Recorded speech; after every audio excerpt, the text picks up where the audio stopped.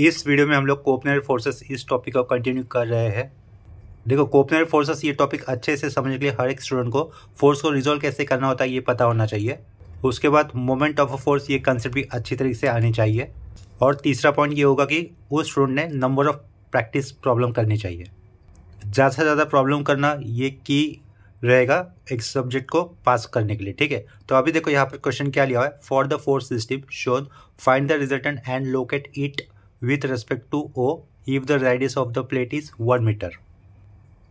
ये previous exam में आया हुआ क्वेश्चन लिया है मैंने यहाँ पर। इस पॉइंट पे मैं आप लोगों से रिक्वेस्ट करना चाहूँगा कि अगर कोई इस चैनल पे नया आया हुआ है तो प्लीज़ चैनल को सब्सक्राइब कर देना। अगर वीडियो अच्छा लगे तो इसे अपने फ्रेंड्स के साथ भी जरूर शेयर करना। ठीक है, चलो देखो क्वेश्चन को एक बार फिर से रीड कर लेता हूँ। For the force system shown find the resultant and locate it with respect to O if the radius of the plate is 1 metre. ठीक है, देखो यहाँ पर सारे फोर्सेस आपको कैसे दिख रहे हैं, हॉरिजॉन्टल मतलब ये अलोंग एक्स एक्सिस और अलोंग नेगेटिव एक्स एक्सिस ऐसे ही दिख रहे हैं ना। तो इसका रिजल्टेंट अलोंग एक्स एक्सिस ही आएगा। ठीक है, तो हमें रिजल्टेंट निकालना है, यानी कि जो 4 अलग अलग फोर्सेस दिख रहे हैं उनका एक सिंगल फोर्स यानी कि रिजल्टेंट निकालना है। ठीक है, तो उसका रिजल्टेंट निकालने के लिए मैं ये वाले एरो से शुरुआत करूँगा। सबसे पहले मुझे यहाँ पे क्या लिखना होगा, टू फाइंड आर लिखना है मुझे। ठीक है, टू फाइंड आर यानी कि रिजल्टेंट का आर लिखा। इसके बाद मुझे क्या करना होगा, रिजॉल्विंग ऑल फोर्सेस हॉरिजॉन्टली लिख नहीं सकता क्योंकि सारे फोर्सेस एक्स एक्सिस के ऊपर एक्ट कर रहे हैं, पॉजिटिव या फिर नेगेटिव। तो डायरेक्टली मैं क्या लिखूंगा, यहाँ पर आर लिखा। आर की वैल्यू कैसे आगे देखो, 150 न्यूटन का ये जो फोर्स है राइट साइड पास हो रहा है, राइट साइड जा रहा है ना अलोंग पॉजिटिव एक्स एक्सिस। तो उसके कारण उसका नेचर यानी कि उसका साइन कैसे लेंगे हम लोग, प्लस लेंगे। ठीक है, ये 80 का अलोंग नेगेटिव एक्स एक्सिस जा रहा है। ये एरो हेड जो होता है ना उससे फोर्स का हमें डायरेक्शन पता चलता है कि किस डायरेक्शन में जा रहा है। ठीक है, तो ये पीछे की तरफ दिख रहा है तो उसके कारण उसका साइन कैसे लिखना होगा, -80। ठीक है, इस 50 के लिए भी साइन कैसे होगा, -50 होगा। ठीक है, और ये 100 के लिए कैसा होगा, -100। तो यहाँ पर 3 बार माइनस दिख रहा है यानी कि जो रिजल्टेंट होगा उसका नेचर कैसे होगा, अलोंग नेगेटिव एक्स एक्सिस। और वो वैल्यू कितनी होगी, -80 न्यूटन। ठीक है, तो -80 न्यूटन लिखा। ठीक है, ये मेरा अंडरलाइन किया फाइनल आंसर। कोई स्टूडेंट क्या कर सकता है, इसे दूसरे तरीके से लिख सकता है। ये और लिखा, आर इक्वल टू कोई स्टूडेंट ऐसा 80 न्यूटन लिखेगा और ब्रैकेट के अंदर उस फोर्स का डायरेक्शन दिखा देगा। फोर्स का मतलब रिजल्टेंट का डायरेक्शन इस तरीके से दिखा सकता है। ये जो दूसरा तरीका है वो भी आप लोग लिख सकते हो, लेकिन दोनों में से एक ही लिखना। ठीक है, दूसरा भी लिख सकते हो कोई बात नहीं, लेकिन इसे मैं तो कहूँगा इसे आप लोग अवॉइड करो, ये वाला मत दिखाना। ऐसे ही दिखाते तो भी आपके मार्क्स कंप्लीट कंसिडर किया जाएगा। ठीक है, देखो अभी रिजल्टेंट तो आ चुका है। अभी क्या ढूंढना है हमें, इस रिजल्टेंट का पोजीशन ढूंढना है। कहाँ से, इस पॉइंट से। इस पॉइंट को नेमिंग नहीं दिया था, यहाँ पर पॉइंट को मेंशन किया था उन्होंने, वो देखो डायग्राम के अंदर बोला है ना वो। तो यहाँ पर ये सेंटर को मैंने ओ नेमिंग कर दिया। अभी इस ओ पॉइंट से कितना दूरी पर होगा ये रिजल्टेंट, ये हमें ढूंढना है। ठीक है, यहाँ से लेकर यहाँ तक का डिस्टेंस कितना होगा, 1 है। ये रेडियस कितनी बोली गई है, 1 बोली गई है। ठीक है, most of the students coplanar forces इस टॉपिक के अंदर मोमेंट वाले पार्ट पे गलती कर जाते हैं। ठीक है, तो मोमेंट वाला पार्ट यहाँ पर अच्छे से समझ लो। ये अपना दूसरा ही लेक्चर है और 2-3 सम करवाऊंगा मैं आगे, उसमें भी आप लोग हर एक प्रॉब्लम मोमेंट वाले कंसेप्ट को ठीक से समझो।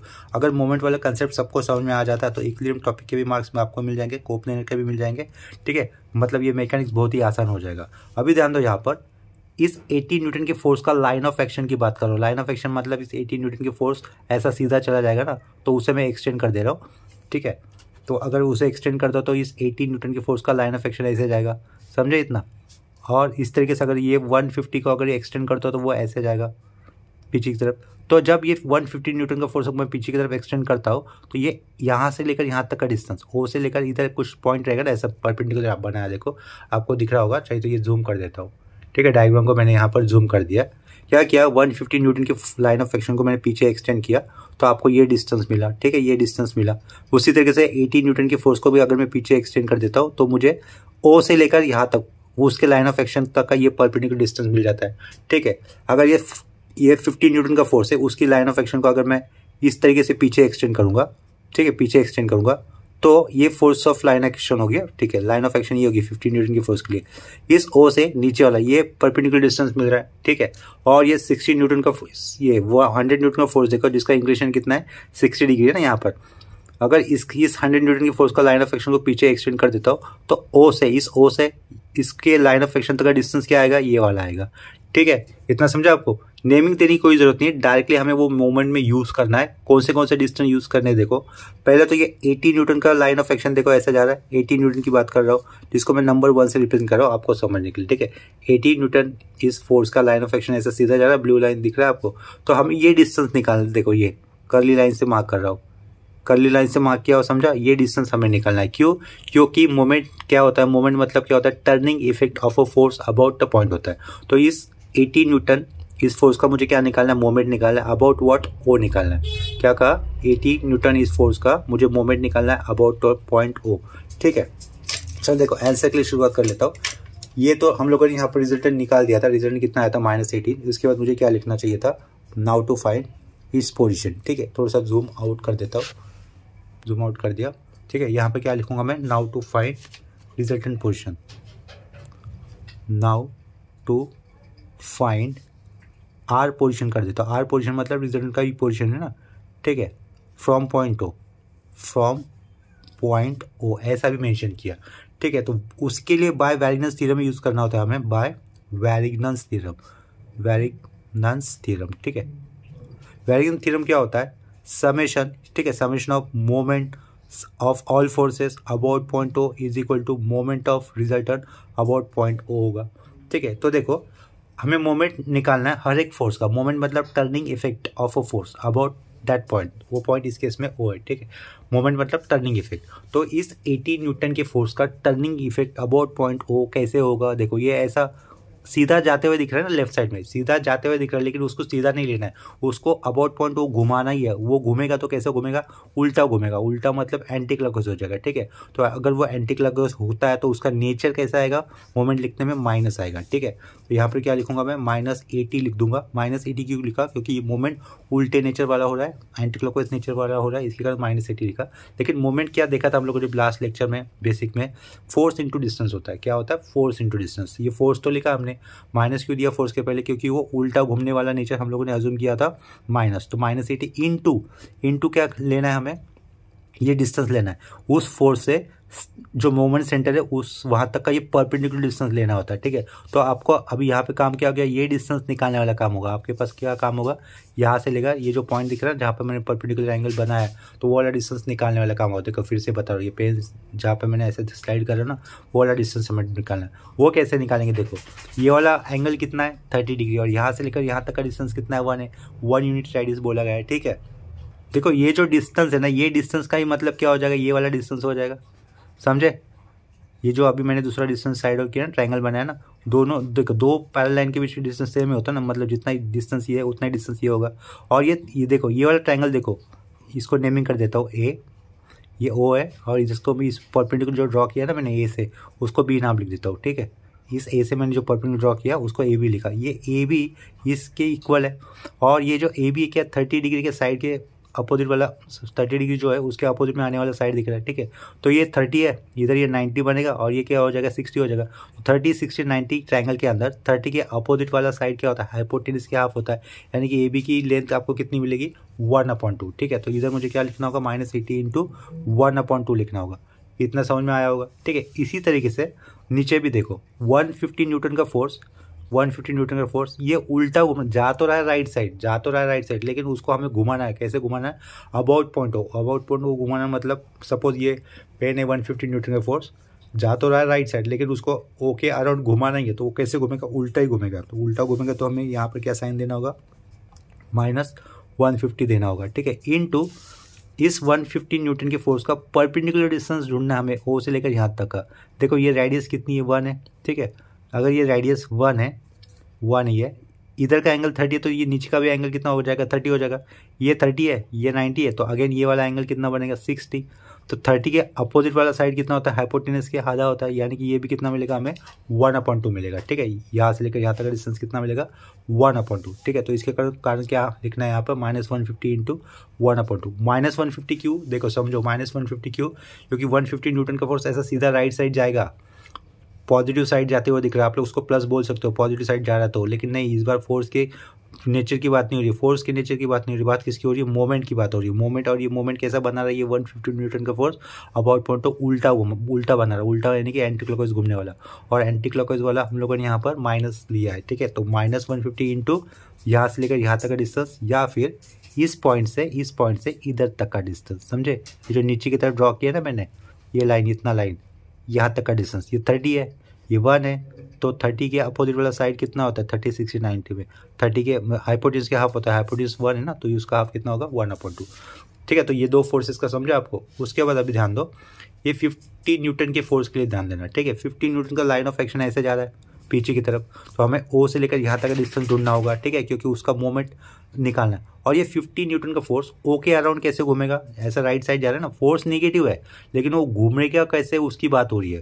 फोर्स लेफ्ट साइड जा रहा है उसकी बात नहीं होगी, लेकिन उसके मोमेंट की बात हो रही है। तो ये 50 न्यूटन का फोर्स जो मैंने पेन के नीचे रखा हुआ है, वो ओ के अराउंड कैसे घूमेगा, ऐसा क्लॉकवाइज घूमेगा ना। क्लॉकवाइज घूमेगा तो हम लोग उसका नेचर क्या लेंगे, प्लस लेंगे, ठीक है। तो उसका नेचर हम लोगों ने यहाँ पे क्या लिखा, प्लस लिखा। इनटू देखो ये इधर एंगल कितना है 45, अगर इधर एंगल 45 तो ये अंदर वाला भी एंगल कितना होगा 45, अल्टरनेट एंगल, ये उल्टा जेड बन रहा है ना, इधर 45 तो इधर भी 45, और ये 45 है तो ये तो 90 है।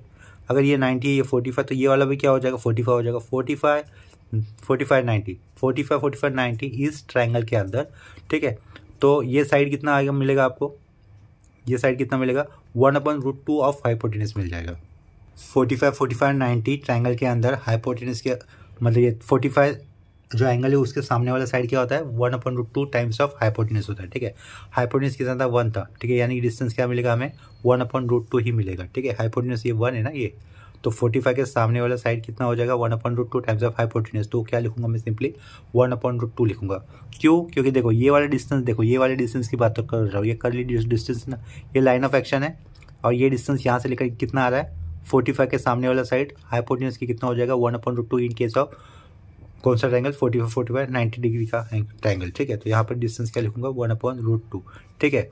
तो इन तीनों फोर्सेस का समझा होगा आपको। इसका देखो ये जो 100 न्यूटन का फोर्स है वो अबाउट पॉइंट वो कैसे घूमेगा, उल्टा घूम रहा है ना ये, भले इसका नेचर निगेटिव है। देखो 100 न्यूटन का फोर्स इस पेन के नीचे मैंने लिखा है ऐसे जा रहा है, लेकिन उसको हमें अबाउट पॉइंट वो घुमाना है, ठीक है। तो वो अबाउट पॉइंट घुमाना मतलब रोटेट होगा, टर्निंग इफेक्ट बोल रहा है, तो रोटेट होगा, तो वो रोटेट कैसे हो रहा है उल्टा हो रहा है ना। उल्टा यानी कि क्या लिखूंगा ना माइनस, तो यहाँ पे क्या होगा माइनस लिखना है हमें, -100 इंटू, ठीक है, फोर्स इंटू डिस्टेंस। अभी देखो इसका लाइन ऑफ एक्शन ऐसा है, ये डिस्टेंस हमें ढूंढना है, ये जो अभी बड़ा सा डिस्टेंस दिख रहा है ना आपको, ये डिस्टेंस ढूंढना है। यहाँ से लेकर यहाँ तक का रेडियस कितना है 1 है, ठीक है। ये डिस्टेंस ढूंढना, अगर इधर एंगल 60 है तो ये भी एंगल कितना हो जाएगा 60 हो जाएगा। उल्टा अल्टरनेट एंगल, इधर एंगल 60 है तो ये कितना हो जाएगा उल्टा जेड बनता हुआ दिख रहा है ना, 60 डिग्री के सामने वाला साइड हो जाएगा ये, ठीक है। ये जो बड़ा साइड है ना लाइन ऑफ एक्शन 100 न्यूटन के लाइन ऑफ एक्शन से सेंटर से डिस्टेंस कितना आएगा 60 डिग्री के सामने वाला साइड। तो 60 डिग्री के साइड कितना होता है 30 60 90 ट्रायंगल के अंदर 60 डिग्री के साइड अपोजिट वाला साइड कितना डिस्टेंस होता है √3/2 ऑफ हाइपोटेनस होता है। और यहाँ पर हाइपोटेनस तो 1 है, इसका मतलब यहाँ से लेकर यहाँ तक का 100 न्यूटन के फोर्स के लाइन ऑफ एक्शन तक का सेंटर से डिस्टेंस कितना आएगा √3/2 आएगा, ठीक है। तो हम लोग यहाँ पर क्या लिख देंगे √3/2 is equal to, right side में ये r इंटू डी लिखूंगा। अगर इक्वल टू के पीछे वाला कैलकुलेशन सब कुछ निगेटिव आता है तो मुझे इस r के पहले निगेटिव साइन देना है। अगर इक्वल टू के पीछे वाला सारा कैलकुलेशन प्लस आता था तो इस r के आगे में प्लस लगता था, ठीक है। देखो यहाँ पर ये निगेटिव है, ये निगेटिव है, ये निगेटिव है, सिर्फ एक ही नंबर प्लस है, इसका मतलब ये निगेटिव आएगा, इतना तो समझ में आ रहा है। इसके कारण मैं यहाँ पर r के पहले निगेटिव साइन दे देता हूँ, ठीक है। ये सब कुछ कैलकुलेट करने पर हमें आंसर मिलता है -166.247 है, तो उसमें मैं 25 लिख दूंगा, -166.25 लिख दूंगा, ठीक है। यूनिट लिखने की जरूरत नहीं है, एक्सप्रेशन का पार्ट है ना। यहाँ पर ये माइनस दिया था, आर देखो कितना आया था -80 आया था, लेकिन यहाँ पर आर की सिर्फ आप लोग मैग्नीट्यूड यूज़ करोगे, ये माइनस आप लोगों ने दिया था, आर की सिर्फ मैग्नीट्यूड यूज़ करनी है। मैग्नीट्यूड कितनी थी 80 थी, ठीक है। साइन नहीं देना है, साइन के साथ नहीं लिखना है। मोमेंट निकालने की बात करो, मोमेंट में ज़्यादा ध्यान रखना होता है, ठीक है। तो आप लोगों ने यहाँ पर पीछे माइनस था तो उसके कारण यहाँ पर माइनस लगा दिया था, और आर कैसे आया था ये जो मैग्नीट्यूड आई थी ना वो लिखी सिर्फ, ठीक है। इंटू क्या करूँगा मैं डी लिखूंगा, समझे। तो देखो अभी दोनों साइड से माइनस साइन कैंसिल, और डी का डिस्टेंस कितना मिलेगा ध्यान देख रखना, डी डिस्टेंस कितना मिलेगा हमें 166.25 डिवाइडेड बाय 80, ठीक है। तो वो डिस्टेंस हमें मिलता है 2.07, यानी कि जो रिजल्टेंट का डिस्टेंस मिला हमें सेंटर से वो कितना मिला रेडियस के बाहर, सर मतलब वो जो प्लेट था ना सर्कुलर प्लेट उसके भी बाहर आ रहा है, ठीक है। वो यूनिट क्या लिखेंगे हम लोग, यूनिट मेंशन किया क्या उन्होंने यहाँ पर 1 मीटर बोला था ना, तो इसका भी क्या लिखूंगा मैं 2.07 मीटर लिख दूंगा, ठीक है। ये हो गया अपना फाइनल आंसर। लेकिन उस सर्कुलर प्लेट पे रिजल्टेंट किस तरीके से एक्ट कर रहा है ये हमें डायग्राम में बताना होगा, ठीक है। तो देखो वो मैं लिख दूंगा यहाँ पर, सर्कल ड्रॉ कर दिया, ठीक है, एक सर्कल ड्रॉ कर दिया, फ्री हैंड में चलेगा, ये सेंटर ओ था, ठीक है। तो ये दूसरे पेज पे कर लेता हूँ, बड़ा सा सर्कल निकाल कर ये सर्कल ड्रॉ कर दिया, ठीक है। ये यहाँ से लेकर तक का 1 है, तो अभी ये थोड़ा सा रफ वर्क बता देता हूँ, इधर ही रफ वर्क बता देता हूँ। देखो छोटा सा सर्कल है, अपने पास डिस्टेंस कितना आया 2.07, तो ये और ये रिजल्टेंट कैसा आया था, निगेटिव आया था, मतलब ये साइड होगा ऐसा -80, या फिर ऊपर वाले भी होगा लेफ्ट साइड 80। ठीक है, ये सब कुछ रफ बता रहा हूँ कोने में। सर्कुलर प्लेट ऊपर 80 होगा, या चलो इधर कैंसिल कर देता हूँ, छोटा सा जगह बन रहा है ना, अच्छी जगह पे बना देता हूँ। देखो यही रफ डायग्राम है, मान के चलो हमें ये ओ था, रिजल्टेंट क्या मिला मुझे, लेफ्ट साइड जाने वाला मिला। लेफ्ट साइड क्यों लिख रहा हूँ मैं, क्योंकि वो निगेटिव नेचर का था, along negative x axis minus होता है। ठीक है, ये ऐसा भी होगा, तो दोनों ये भी रिजल्टेंट हो सकता है, ये भी रिजल्टेंट हो सकता है। दोनों ही ऐसे क्यों निकाले, क्योंकि दोनों along negative x axis add कर रहे हैं। ठीक है, रिजल्टेंट की वैल्यू थी 80 थी, 80 न्यूटन, रिजल्टेंट की वैल्यू थी R = 80 न्यूटन। लेकिन दोनों में से एक अपना सही होगा, क्यों, क्योंकि देखो अगर मैं ऊपर वाला लेता हूँ ना, ऊपर वाला मोमेंट, ऊपर वाला रिजल्टेंट लेता हूँ, तो ये जो कर्ली लाइन से मार्क किया वो क्या डिस्टेंस है, 2.07 जो हमें मिला था ना, इधर देखो 2.07 ये जो डिस्टेंस मिला वो ओ से डिस्टेंस है। ठीक है, अगर ऊपर वाला केस कंसिडर करते हैं तो ऊपर वाला रिजल्टेंट मुझे मोमेंट कैसा क्रिएट करेगा, ऐसा उल्टा घूमने वाला क्रिएट करेगा। और उल्टा घूमने वाला कैसे लेते हैं हम लोग, माइनस लेते हैं ना। ठीक है, इसका मतलब ये ऊपर वाला रिजल्टेंट मेरा सही हो जाएगा। अगर मैं ये वाली कंडीशंस कंसिडर करता हूँ, जैसे कि रिजल्टेंट लेफ्ट साइड जा रहा है और ओ से लेकर उसका डिस्टेंस कितना मिला मुझे 2.07, लेकिन अगर नीचे वाला पार्ट अगर हम लोग कंसिडर करते हैं रिजल्टेंट का, तो वो अबाउट पॉइंट ओ मोमेंट कैसा क्रिएट करेगा, क्लॉकवाइज का नेचर क्या होता है प्लस। ठीक है, इसका मतलब ये नीचे का ऑप्शन मेरा गलत है। ठीक है, तो इसका मतलब रिजल्टेंट कहाँ पे एक्ट करने वाला है, प्लेट के ऊपर। ठीक है, तो ये रफ डायग्राम बता दी थी मैंने। तो एक्चुअल में डी डिस्टेंस निकालने के बाद आप लोग फाइनल में डायग्राम कैसे लिख सकते हो, देखो उसको कैंसिल कर दिया। फाइनल डायग्राम ये भी रफ था मेरा वर्क, समझ जाओ। तो इसको देखो फाइनल डायग्राम किस तरीके से आएगा, फिर आपका ये दिखाने की जरूरत है नहीं, दिखा देते तो ज़्यादा बेटर रहेगा, मैं बोल रहा हूँ। वो ठीक है, सर्कुलर प्लेट, बाकी के फोर्स नहीं दिखाओगे क्योंकि उसका एक सिंगल फोर्स बना है, और सिंगल फोर्स का डिस्टेंस ओ से कितना मिला हमें 2.07। ठीक है, वो डिस्टेंस लिखा, मीटर लिखा, और लाइन ऑफ एक्शन इस तरीके से रहेगी रिजल्टेंट की, और यहाँ पे क्या लिखेंगे R = 80 न्यूटन लिखेंगे। ठीक है, यहाँ पर माइनस साइन दिखाने की जरूरत नहीं है, डायरेक्शन से पता चलता ही हो, अलॉन्ग नेगेटिव एक्स एक्सिस है तो उसका माइनस ही होगा। ठीक है, तो ये इस तरीके से वो सिंगल फोर्स बनेगा उस सर्कुलर प्लेट से, और डिस्टेंस कितना होगा 2.07। देखो अभी इस 80 × 2.07 करके देखो, एंटी क्लॉकवाइज जो मूवमेंट आएगा ना वो किसके इक्वल होगा, -166.25 के ही इक्वल होगा। ठीक है, तो यहाँ पर ये अपना फाइनल आंसर कंप्लीट हो जाता है। देखो अभी यहाँ पर नेक्स्ट क्वेश्चन में क्या दिया है, for a given system find resultant and it's point of application with respect two point A. ठीक है, मेन वर्ड्स क्या है यहाँ पर, रिजल्टेंट फाइंड आउट करो और उसका पोजीशन पॉइंट ए से फाइंड आउट करो। ये प्रीवियस पेपर में आया हुआ क्वेश्चन लिया है, देखो यहाँ पर ये सेम क्वेश्चन है, डायग्राम इस तरीके से रहेगा उसका। क्या पूछा था, for a given system find resultant and it's point of application with respect two point A. ठीक है, ये कितने मार्क के लिए क्वेश्चन आया हुआ है, 6 मार्क के लिए, पुराने पेपर में से, ये ओल्ड सिलेबस का है, लेकिन कंसेप्ट तो वही है ना, प्रॉब्लम रिपीट हो सकता है। मान के चलो कि प्रॉब्लम रिपीट भी नहीं होता है तो कंसेप्ट तो वही है। ठीक है, तो क्या पॉइंट बताएगा आप लोगों को मैंने, या आप लोगों ने ज़्यादा से ज़्यादा प्रॉब्लम सॉल्व करनी चाहिए। ठीक है, वो जो डायग्राम था मैंने यहाँ पर इस दूसरे पेज पे बना लिया है।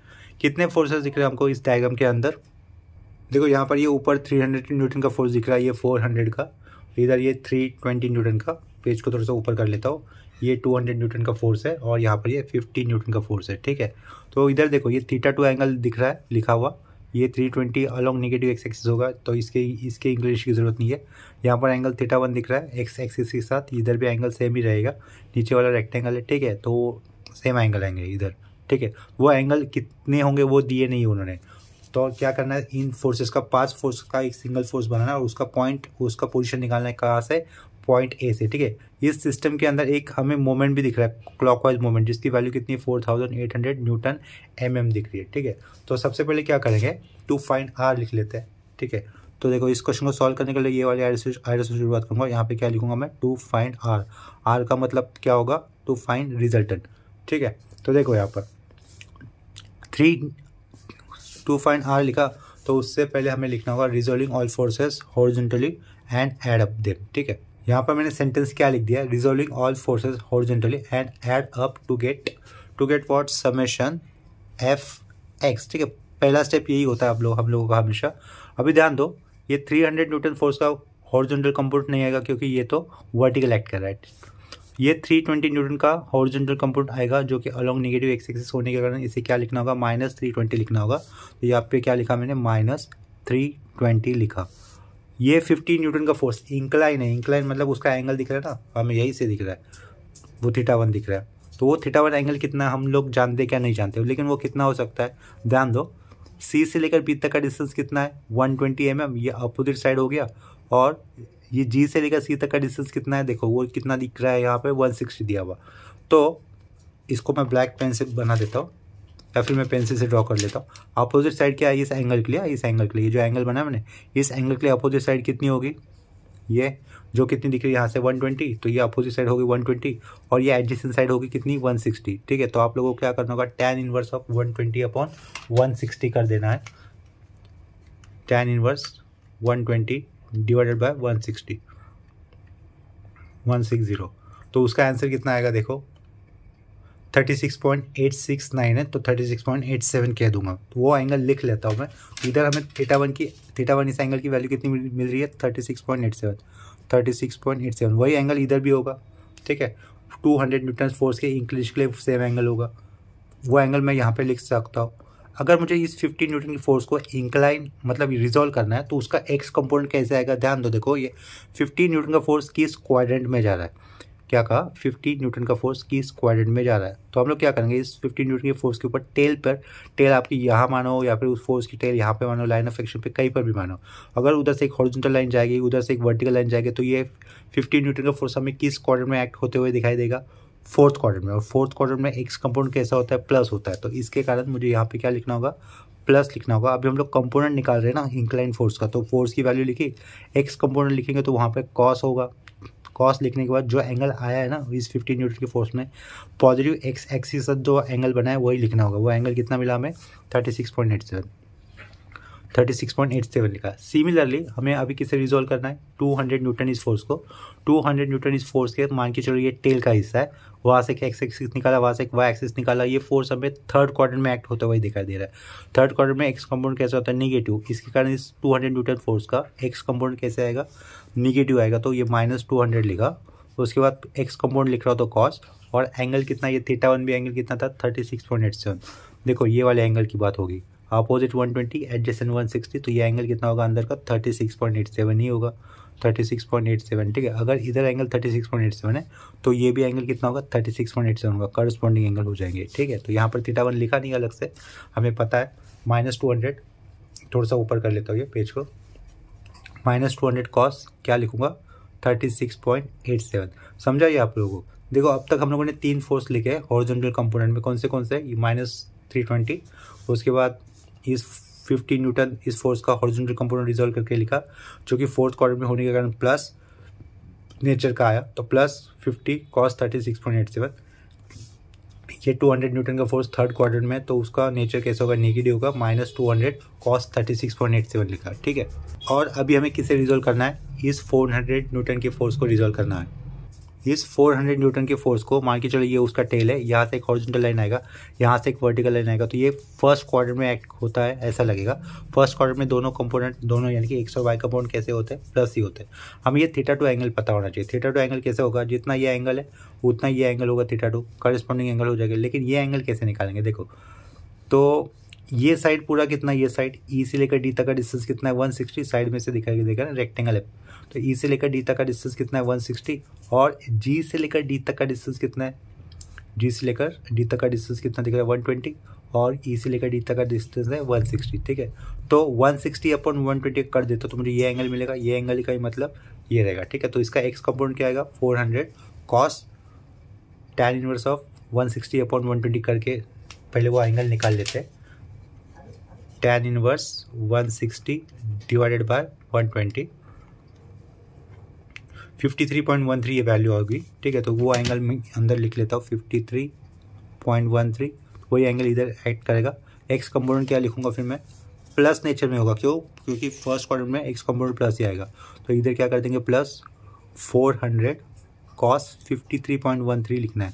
ठीक है, 53.13 पॉइंट है ये 13। इसके बाद जो भी एक्स कंपोनेंट हम लोगों ने निकाले ना उन सबका एडिशन कर दो, तो पीछे क्या लिखूंगा summation fx is equal to, इसका मैं एडिशन कर देता हूँ।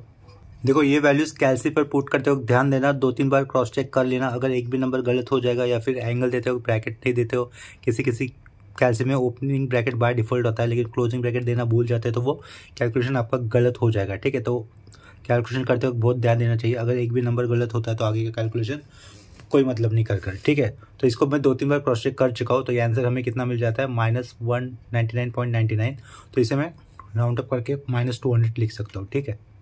तो देखो ये मुझे कितना मिल जाता है -200 यूनिट क्या रहेगा इसका, न्यूटन है, तो ये यहाँ पर न्यूटन लिखा, अंडरलाइन करके रख देंगे। नेक्स्ट स्टेप में क्या लिखना होगा, resolving all forces vertically and add up to get summation Fy। अभी वापस डायग्राम में ध्यान दो, वर्टिकली फोर्सेस को ही हमें कॉन्सेंट्रेट करना है इस बार।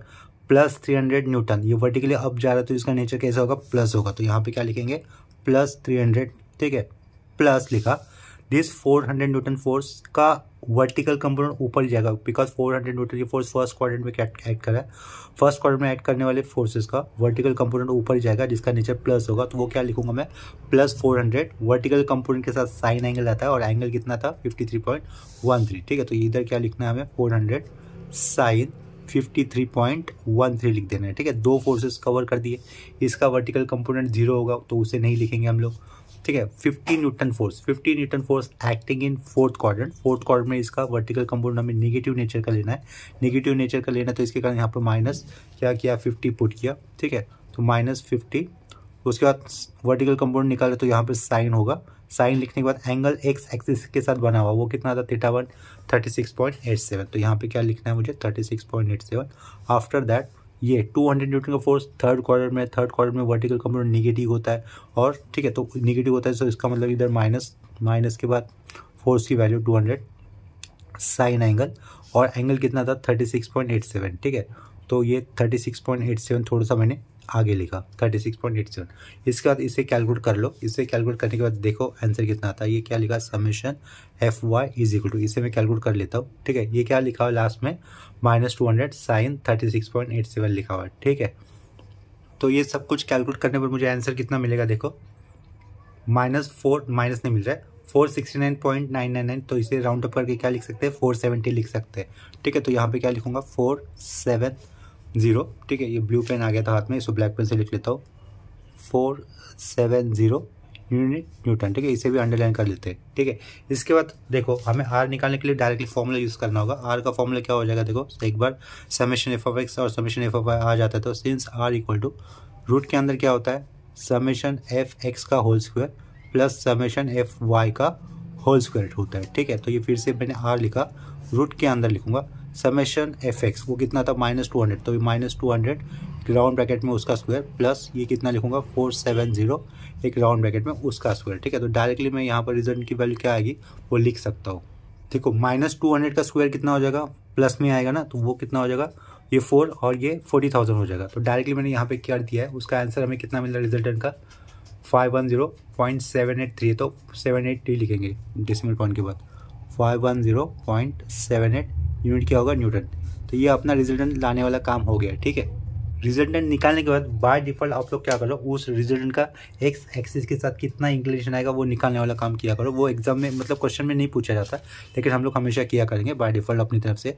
ये क्या लिखा थीटा लिखा, कोने में आर लिखा, इसका मतलब आर का इंक्लिनेशन निकाल रहे हैं हम लोग, थीटा यानी कि इंक्लिनेशन किसका रिजल्टेंट का with respect to positive X axis या फिर with respect to only X axis. वो फॉर्मूला इस तरीके से आएगा theta r = tan inverse of summation Fy upon summation Fx, ठीक है। देखो हमें दोनों में से एक वैल्यू नेगेटिव आई थी, यानी कि समेशन F(x) की वैल्यू नेगेटिव आई थी, लेकिन आप लोग एंगल फाइंड आउट करते वक्त अंदर है ना दोनों वैल्यू प्लस यूज़ करो। तो यहाँ पे क्या लिखा theta = tan inverse of summation Fy की वैल्यू कितनी है 470 और नीचे कितना था 200, ठीक है, = तो यहाँ से हम लोगों को एंगल मिल जाएगा थीटा r की वैल्यू देखो कैलकुलेट करके देखते हैं कितना मिलता है। शिफ्ट tan इनवर्स 470 अपॉन में 200 ब्रैकेट क्लोज, एंगल आता है 66.94। चाहते तो हम लोग इसको 67 लिख सकते हैं राउंड अप करके, लेकिन मैं एज इट इज़ जैसा आया वैसे ही लिखूंगा 66.95 कर दूंगा, ठीक है। राउंड अप करके 67 भी लिखते तो कोई फ़र्क नहीं पड़ेगा, चलता था। 67.95 कर दिया मैंने डिग्री, ठीक है। तो यहाँ पे ध्यान देना एक्स कैसे था नेगेटिव और वाई कैसे था positive. X negative Y positive, कौन सा क्वाड्रेंट होगा सेकेंड होगा ना। एक्स नेगेटिव मिला था हमें, देखो इधर एक्स कैसे मिला है नेगेटिव और वाई कैसे मिला है पॉजिटिव, तो x नेगेटिव y पॉजिटिव कौन सा कोऑर्डिनेट होता है? सेकंड। तो इसके कारण हम लोग इसका नोटेशन दिखा देंगे, रिजल्टेंट का नोटेशन इस तरीके से होगा एंगल में, सेकंड क्वाड्रेंट, ठीक है। इसके बाद नेक्स्ट पेज पे हमें क्या करना होगा? Now to find its position from point A, ठीक है। नाउ टू फाइंड इट्स यानी कि आर, तो यहाँ पे आर लिख लेता हूँ, R position from point A, ठीक है। हम लोगों को अभी क्या ढूंढना है? रिजल्टेंट का पोजीशन ढूंढना है किसी गिवन पॉइंट से, तो उसके लिए क्या यूज़ करना होता है? Variance theorem. तो हम उसके कारण हम लोग यहाँ पे नीचे क्या मेंशन करेंगे? बाय वेरिएंस थ्योरम, वेरिएंस, ठीक है, वेरिएंस थ्योरम लिख दिया। वो वेरिएंस थ्योरम क्या होता है? Summation of moment of all forces about point A लेना है इस केस में, is equal to moment of resultant about point A, ठीक है। तो देखो ये जो डायग्राम था अपने पास, डायग्राम के अंदर जितने भी फोर्सेस दिख रहे थे उन सब फोर्सेस का हम लोग क्या निकाल देंगे? मोमेंट निकालेंगे। मोमेंट अबाउट क्या आ जाने वाला है? पॉइंट ए आने वाला है, ठीक है। तो ध्यान दो, 300 न्यूटन फोर्स का लाइन ऑफ एक्शन देखना पहले। तो क्या कहा? 300 न्यूटन का फोर्स दिख रहा है, उसका लाइन ऑफ एक्शन अगर नीचे एक्सटेंड कर देता हूँ तो इस तरीके से ए पॉइंट से पास होगा, ठीक है। तो इसके कारण 300 न्यूटन का जो फोर्स है उसका वर्टिकल कंपोनेंट, उस वर्टिकल कंपोनेंट होने के कारण और ये पॉइंट ए से पास होने के कारण इसका मोमेंट आएगा ही नहीं, ठीक है। अगर कोई फोर्स का लाइन ऑफ एक्शन मोमेंट वाले पॉइंट से ही पास होता है तो उसका मोमेंट नहीं निकालता, तो क्योंकि डिस्टेंस ही नहीं बन रहा है ना कुछ मोमेंट पॉइंट से, तो ये 300 न्यूटन फोर्स का पॉइंट ए से मोमेंट नहीं आएगा। उसी तरीके से ये 200 न्यूटन का फोर्स भी देखो, ये 200 न्यूटन का फोर्स पॉइंट ए से ही पास हो रहा है, तो उसके कारण इसका भी मोमेंट नहीं आएगा। तो दो फोर्सेस चले गए जिनका मोमेंट अबाउट पॉइंट ए नहीं आएगा, एक तो ये 200 वाला और दूसरा कौन सा? ये 300 वाला, ठीक है। अभी ध्यान देना, ये 320 न्यूटन का फोर्स देखो, ये जो 320 न्यूटन का फोर्स है वो अबाउट पॉइंट ए, अबाउट बोल रहा हूँ, अबाउट मतलब ए के अराउंड घुमाना है उसको हमें, तो इस तरीके से घूमेगा, सी ए लाइन से पास होगा, सी यानी सी जी है, तो सी जी से ऐसा पास होगा ना, ऐसा उल्टा घूमेगा, देखो ऐसा, ये लेफ्ट साइड जाएगा, ये 320 न्यूटन का फोर्स ये लेफ्ट साइड जाएगा, लेकिन लेफ्ट साइड सीधा नहीं जाएगा, उसको हमें घुमाना है, मोमेंट लेना है, टर्निंग इफेक्ट। अब इस बार मोमेंट की बात हो रही है, मोमेंट मतलब होता है turning effect of a force about a point, about वाला पॉइंट ए दिया हुआ है, तो ये 320 न्यूटन का फोर्स ऐसा तो जाएगा लेकिन ए के अराउंड घुमाने वाला है, ठीक है। तो 320 न्यूटन के फोर्स का लाइन ऑफ एक्शन का ए से दूरी कितनी हो रही है? 120 mm, तो मोमेंट ये उल्टा घूम रहा है, उल्टा यानी कि एंटी क्लॉकवाइज, तो उसका नेचर कैसे होगा? माइनस साइन देने वाला होगा, ठीक है। तो -320 इंटू डिस्टेंस कितना लिखोगे? 120, ठीक है। यहाँ पे क्या लिखा? -320 इंटू 120, ये 320 न्यूटन के फोर्स का हम लोगों ने मोमेंट वैल्यू लिखी। ये सिस्टम के अंदर ऑलरेडी उन्होंने एक मोमेंट दिया हुआ है क्लॉकवाइज, एरो देखो क्लॉकवाइज है, क्लॉकवाइज हम लोगों ने नेचर पहले दिन से क्या लिया था? प्लस लिया था। तो यहाँ पर क्या लिखा फिर? 4800, ये प्लस में लिखा मैंने, ठीक है। 4800 ये हम लोगों ने गिवन वाला वैल्यू, गिवन वाला मोमेंट वो ले लिया, ठीक है। इसके आगे और एक इम्पोर्टेंट पॉइंट आ जाता है, देखो ये 400 न्यूटन का फोर्स आपको दिख रहा है, इस 400 न्यूटन के फोर्स को हम लोग ई वाले पॉइंट पे भी रिजॉल्व कर सकते हैं या फिर जी वाले पॉइंट पे भी आप लोग रिजॉल्व कर सकते हो, ठीक है। देखो ये 400 न्यूटन का फोर्स पॉइंट ई से भी पास हो रहा है और पॉइंट जी से भी पास हो रहा है, समझे। लेकिन अगर ये पॉइंट जी के अराउंड हम लोग इसको रिजॉल्व करेंगे तो वो वैल्यू क्या हो जाएगी? वैल्यू दोनों केस में सेम ही होगी। यहाँ से अगर भी रिजॉल्व कर दो तो ये यहाँ पे मैं क्या लिखूंगा? 400 cos 53.13 लिखूंगा, एक्स कंपोनेंट होगा, और यहाँ ऊपर वाला कंपोनेंट क्या होगा? जी पॉइंट पे 400 sin 53.13, ठीक है। अगर उसी फोर्स को यहाँ पे रिजॉल्व करेंगे तो वो भी X component Y component same होंगे जैसे कि पहले बताए थे, क्योंकि एंगल तो थोड़ी बदलेगा, एंगल कितना होगा? 53.13 है, और फोर्स की भी वैल्यू नहीं बदलने वाली, तो ई पॉइंट पे भी एक्स कंपोनेंट उतना ही होगा जितना जी पॉइंट पे होगा, और ई पॉइंट पे वर्टिकल कंपोनेंट सेम होगा जितना जी पॉइंट पे आएगा। लेकिन फ़र्क कहाँ पे गिरेगा? अगर जी पॉइंट वाला वर्टिकल कंपोनेंट लेता हूँ मैं, तो वो नीचे अगर एक्सटेंड कर देता हूँ उसका लाइन ऑफ एक्शन, वो तो ए से पास होगा, तो उसका मोमेंट नहीं आएगा, ठीक है। तो देखो इधर मैं क्या कर देता हूँ, ये 400 न्यूटन का फोर्स है, वो पॉइंट ई पे भी मैं रिजॉल्व कर सकता हूँ, पॉइंट जी पे भी रिजॉल्व कर सकता हूँ, लेकिन भी इस 400 न्यूटन के फोर्स को मैं पॉइंट जी पे रिजॉल्व करूँगा, और उसको रिजॉल्व किया हुआ वाला पार्ट मैं ब्लैक पेन से लिख रहा हूँ, ठीक है। देखो 400 एक्स कंपाउंड कैसा होगा? प्लस होगा, ये ब्लैक पेन से राइट साइड की तरफ मैंने एरो कर दिया, वो क्या होगा? 400 cos 53.13, ठीक है। ये 400 का वर्टिकल हॉरिजॉन्टल कंपाउंड हो गया, और एक वर्टिकल कंपाउंड ऐसे जाएगा। ये डायग्राम आपको रीड्रॉ करना होगा पेपर में, इस तरीके से किए हुए चेंजेस बताने की जरूरत नहीं, वो पेंसिल से ड्रॉ किया तो भी चलेगा, लेकिन डायग्राम रीड्रॉ करना होगा आपको, ठीक है। वर्टिकल कंपाउंड क्या आएगा? 400 न्यूटन की इस फोर्स के लिए 400 sin 53.13, ठीक है। यही जी पे जो रिजोल्व किया ना मैंने 400 न्यूटन के फोर्स को, वो आप लोग सिमिलरली यहाँ पर भी कर सकते हो। चलो यहाँ पर भी किया हुआ दिखा देता हूँ। ये क्या होगा 400 cos 53.13, ठीक है। और इधर से भी लेता हूँ तो दोनों जगह पे करने की ज़रूरत नहीं है, लेकिन मैं जानबूझकर समझाने, मेरे पॉइंट को समझाने के लिए मैं यहाँ पे लिख रहा हूँ साइन 53.13। एग्जाम में दोनों जगह पे रिजॉल्व करने की ज़रूरत है नहीं, ठीक है। अगर देखो, अगर जब आप लोग पॉइंट जी के ऊपर वाले फोर्सेस लेते हो, पॉइंट जी के ऊपर, तो ये वर्टिकल कंपोनेंट कहाँ से पास होगा, पॉइंट ए से पास होगा, तो उसका मोमेंट आएगा क्या, नहीं आएगा, ठीक है। और ये वाला कंपोनेंट, हॉरिजॉन्टल वाला ये कंपोनेंट, वो अबाउट पॉइंट ए कैसे घूम रहा है, उसका लाइन ऑफ एक्शन जा रहा है राइट साइड, राइट साइड जाएगा तो पूरा थोड़ी राइट साइड जाएगा, वो उसको घुमाना है ना अबाउट पॉइंट, तो वो उसका मोमेंट कैसा होगा, क्लॉकवाइज घूमने वाला होगा। और यहाँ से लेकर यहाँ तक का डिस्टेंस कितना है 120, तो हमें ये जो 400 न्यूटन का जो हॉरिजॉन्टल कंपोनेंट था उसका मोमेंट मिलेगा अपॉन पॉइंट, लेकिन वर्टिकल कंपोनेंट का नहीं मिलेगा, क्योंकि वर्टिकल कंपोनेंट जी के नीचे पॉइंट ए से ही पास हो रहा है, ठीक है।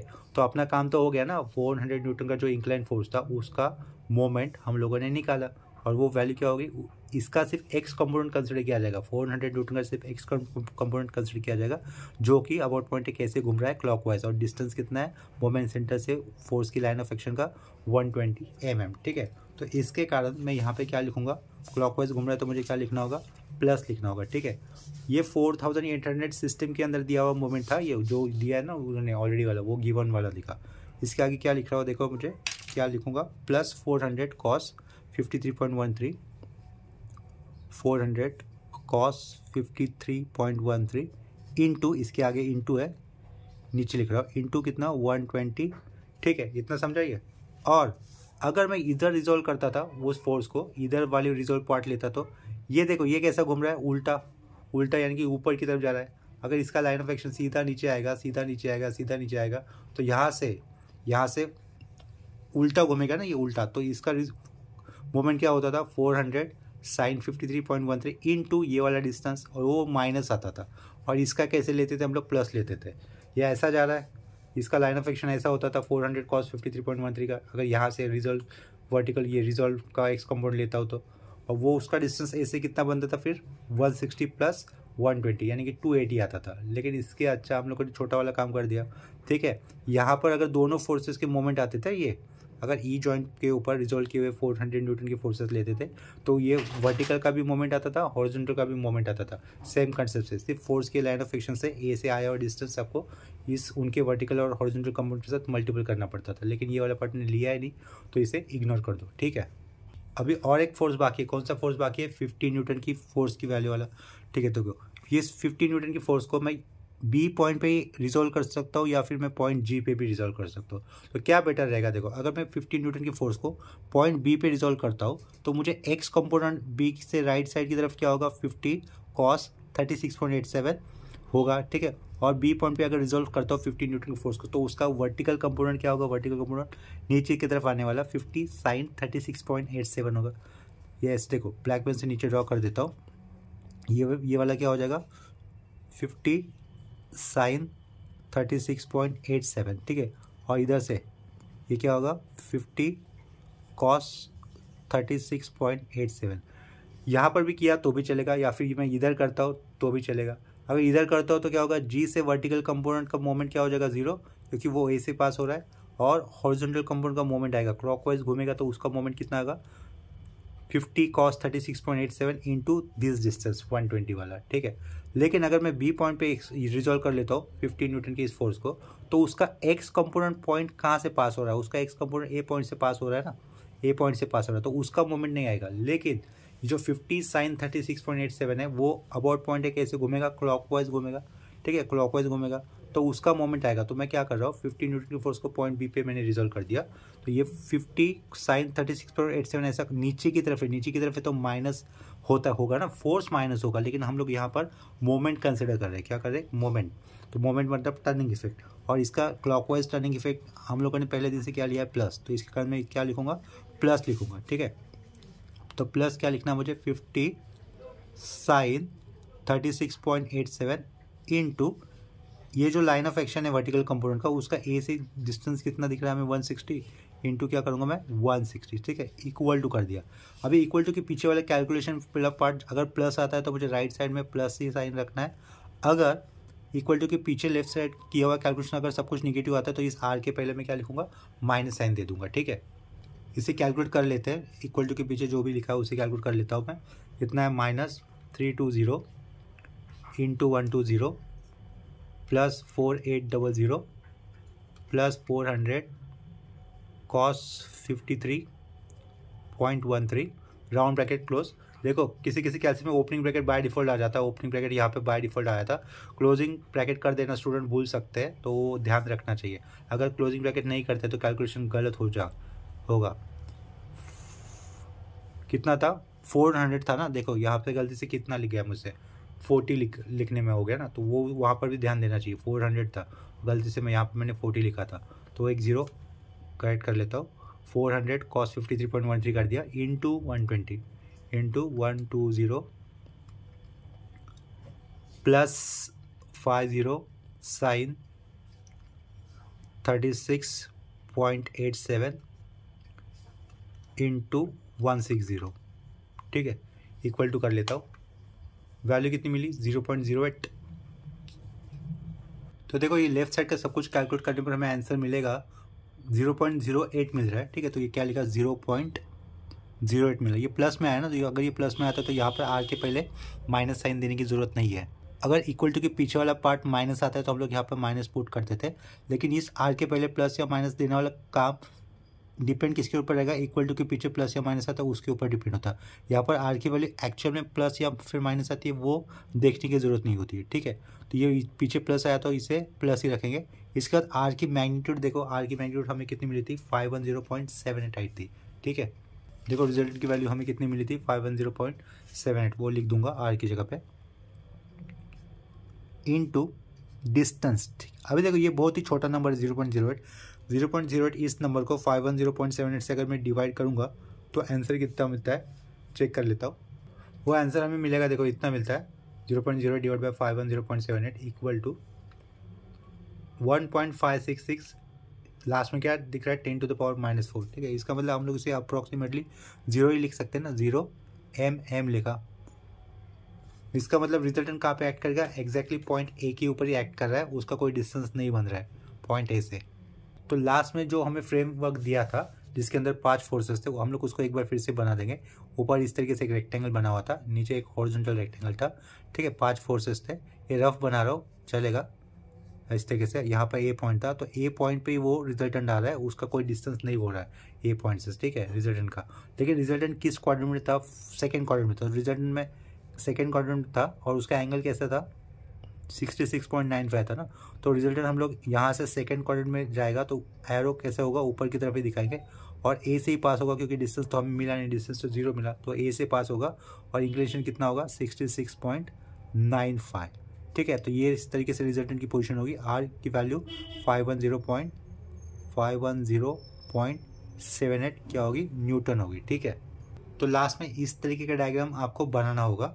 ये क्या बनाया देखो मैं, ये ऊपर का रेक्टेंगल, ये नीचे का रेक्टेंगल, इस तरीके से ये इधर एक फोर्स था 50 न्यूटन का, इधर एक फोर्स था 200 का, ऊपर की तरफ 300 था, ये यहाँ 400 का था। उन सारे फोर्सेस का एक सिंगल फोर्स हम लोगों ने बना दिया था।